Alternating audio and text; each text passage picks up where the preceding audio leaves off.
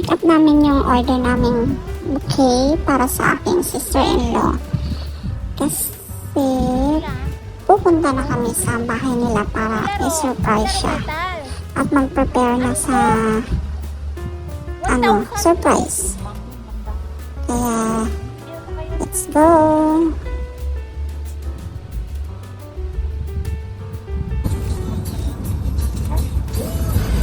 Nagbabiyahe na kami papuntang Nabas. Yung kumukuha ng video is si Vashti kasi nag-drive po ang iyong lingkod. Yan, tinutok niya sa bulaklak. Ang ganda ng rose talaga. Fresh na fresh. So, ayun ako. Seryoso sa pagmamaneho. Si Kuya, parang boss. Tsaka yung pasahero ko dyan sa sa likod. Nakatulog na sa biyahe. Kasi maulan-ulan yan. Binibilisan na namin yan para makarating na mas early doon sa Nabas. Para ma-set up na ba yung ihahanda namin surprise. So, ang ganda ng view doon sa may Bahay Bridge. Malapit na kami sa poblasyon Bahay Aklan. So, ayan. So, ayun na nga guys. Nakarating na kami sa bahay doon sa Nabas. Yan, umakyat agad kami doon sa kwarto kung saan namin i-set up yung surprise namin kay Hipan. Yan, posing muna. Pa-cute sa camera. Yan. Umpisa na natin ang pag-set up. Yun, ako ng balloons. Tapos yung dalawa is syempre tutulungan din nila ako mag-prepare. So, ayun. Ayun na nga. Hindi ko alam kung ano yung mga pinagsasabi ko dyan. Ayun yung dalaga ko. Yun, pa-cute din pag may time.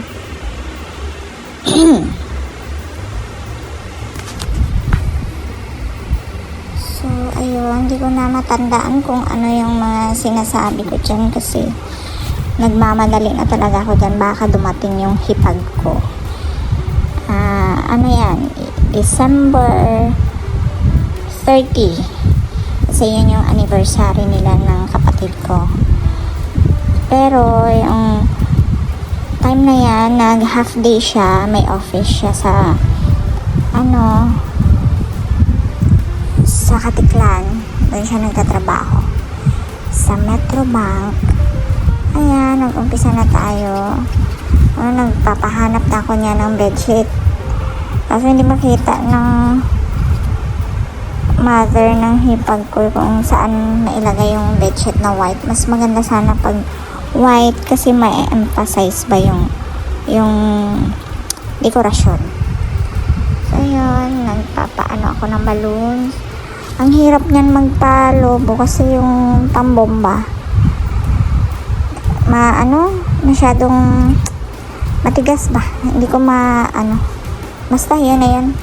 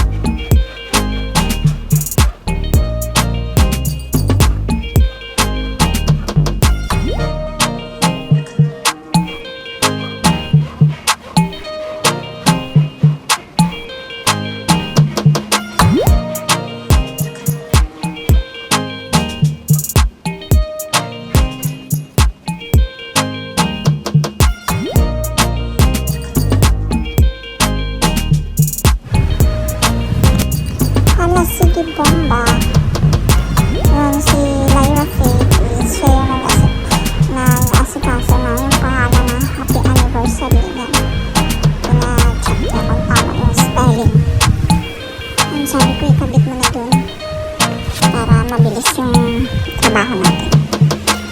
So, yung anak ko na mga dalaga, hindi ko alam kung ano yung ginagawa niya. So, sinukat lang ni Lyra Faith yung pangalan kung saan niya pwedeng isabit yung idikit ba. Sige, bomba, bomba.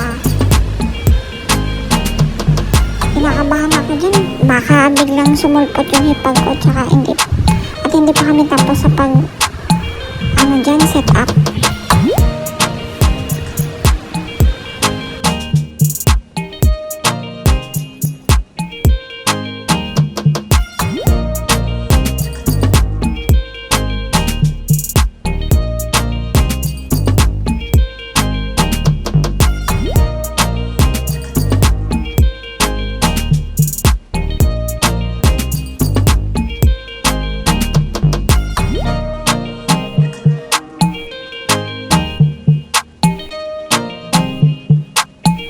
Naisip ko nang tawagin yung isa kong pamangkin na ng balon kasi masakit na sa daliri. Sinundo ko na siya para tulungan ako para mabilis yung trabaho namin, diba?